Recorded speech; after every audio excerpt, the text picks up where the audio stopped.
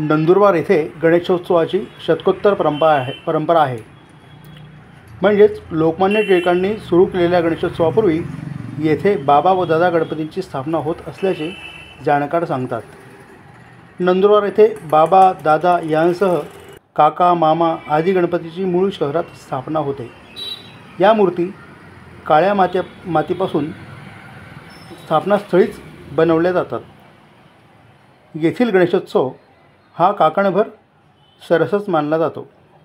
नंदुरबारातील गणेश मूर्तींना देशात मागणी आहे. जुन्या करंदीकर, सुदाम बागुल, अभिमन्यू सोनार, जाधव आदी मूर्तिकारांची भव्य आकर्षक सुबक मूर्तींची परंपरा आजही नव्या मूर्तिकारांनी जपली आहे. शहरात गणेश मूर्तींचे अनेक कारखाने आहेत. या माध्यमातून लाखोंची उलाढाल होते. येथील मूर्तिकार सुनील चौधरी व ओंकारा आर्ट यांच्या कारखान्यात भेट दिली असता अनेकानेक गणरायाच्या विविध आकर्षक व भव्य रूपांचे दर्शन घडले. येथील मूर्तिकार हे मूर्तीवर अखेरचा हात फेरत होते. महिला मूर्तिकारही मूर्ती सजवण्याचे, त्यांना डायमंड वर्क करण्याचे काम करत असल्याचे निदर्शनास आले. मूर्तीच्या आसनावर उभे राहून मूर्तिकार मूर्तीला रंग देत असल्याचे निदर्शनात दिसत आहे. मूर्तीच्या आसनावर उभे राहून मूर्तिकार रंग देत आहेत. यातून मूर्तीची भव्यता लक्षात येते.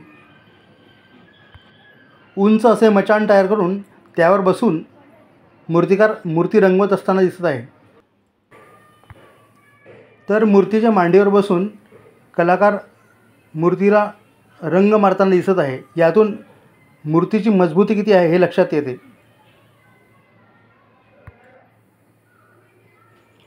गणेशोत्सव तोंडावर आलेला असल्याकारणाने मूर्तिकार रात्रंदिवस राबून मूर्ती तयार करण्याचे काम करत असताना दिसत आहे. अशीच एक भव्य आकर्षक मूर्ती दिसत आहे आणि ही प्रभू श्रीरामांच्या अवतारातील गणेश मूर्ती दिसत आहे. आणखी एक भव्य मूर्ती दिसत आहे. श्री शिवशंकराच्या रूपातील आकर्षक ही गणेश मूर्ती लक्ष वेधून घेत आहे.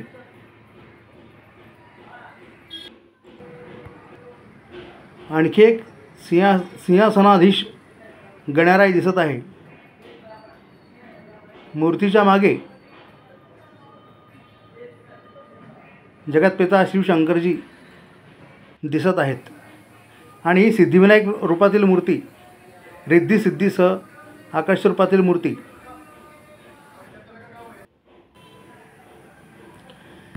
आणि ही श्वेतपितांबर घातलेली वैष्णव रूपातील मूर्ती लक्ष वेधून घेत आहे.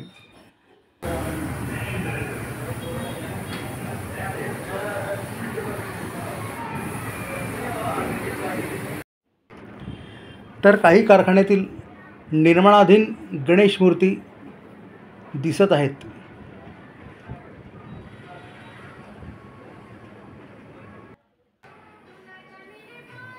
यासह गणरायाची गदा,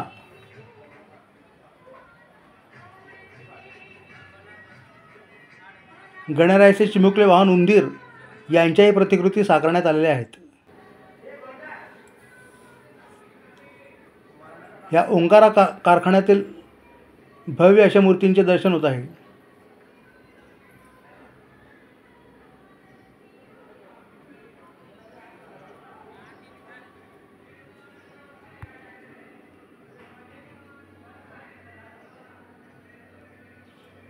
तर मयूर सिंहासनावरील मूर्ती आपल्याला दिसत आहे.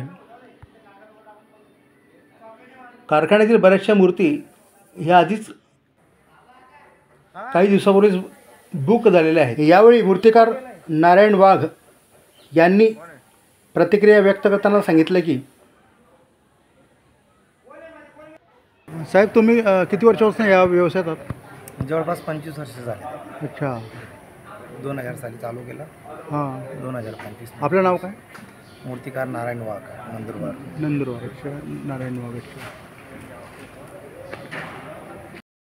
किती फुटापासून मूर्त्या आपल्याकडे उपलब्ध आहेत? आम्ही जवळपास 8 इंचापासून मूर्त्या तयार करतो तर 22 फुटापर्यंत तयार करतो यावर्षी. 23 फुटाची मूर्ती आहे आपल्याकडे 2025 आणि याला लागणारा कच्चा माल वगैरे तुम्ही कुठून आणतात? कच्चा मालमध्ये भरपूर प्रकार आहेत. POP राजस्थानवरून येतो. हां हां. कलर इथं भेटून जातात. कापड वगैरे आपण बऱ्याच ठिकाणावरून उपलब्ध करून घेतो.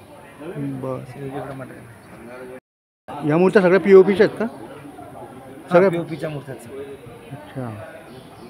बरं. आणि मागणी पूर्ण म्हणजे मागणी कुठून कुठून तुम्हाला? मागणी मध्य प्रदेश, गुजरात, तेलंगणा, बऱ्याच बऱ्याच ठिकाणून. म्हणजे या म्हणजे नंदुरबारच्या मूर्तींची खूप ख्याती आहे. यावर्षी म्हणजे भरपूर लांब लांबचे मंडळं येत आहेत.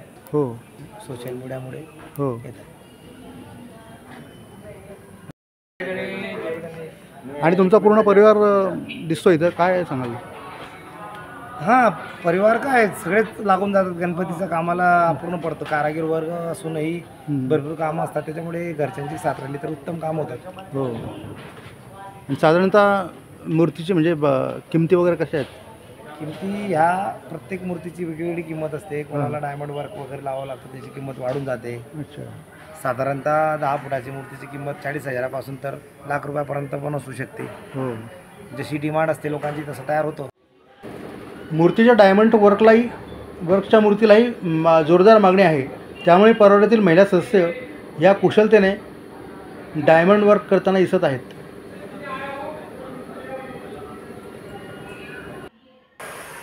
मॅडम, गणपती बाप्पा मोरया. तुम्ही या व्यवसायात कधीपासून आहात? मी या व्यवसायामध्ये 2005 पासून. आणि तुम्ही इथं म्हणजे नेमकं काय काम करतात? मी इथे गोल्डन काम आरायचं काम करते, बाकी इतर गनचं कामं करते, कलर वगैरे करते आणि डेकोरेशनचे काम करते. म्हणजे या कारखान्यामध्ये पूर्ण जे आलं ते काम करतो. अच्छा. आणि आपल्याकडे महिला पण इथे वर्कर आहेत, आमच्या इथे कलाकार आहेत? हो, 5-6 महिला आहेत आमच्या इथे. हो हो. महिला पण गोल्डन वगैरे करतात, बाकी लेस लावायचे कामं, पाट वगैरे मारायचे कामं करतात. म्हणजे महाराष्ट्रामध्ये म्हणजे महिला कारागीर जे आहेत, मूर्ती कारागीर फार अभावानेच पाहायला मिळतात. मला इथं पहिल्यांदाच पाहायला मिळालं. आमच्याकडे आता म्हणजे लेडीज पण घरगुती काम करण्यासाठी म्हणजे घरीच असतात. पण हे आता महिला, मी ह्या कारखान्यात काम करत असताना म्हणजे महिलासोबत असल्यावर तर कामाचा उत्साह वाढतो आणि महिलांना रोजगार पण मिळतो. हो. आणि या मूर्त्या तुमच्या कुठपर्यंत जातात?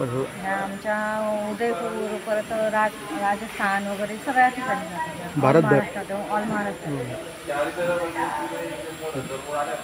आणि म्हणजे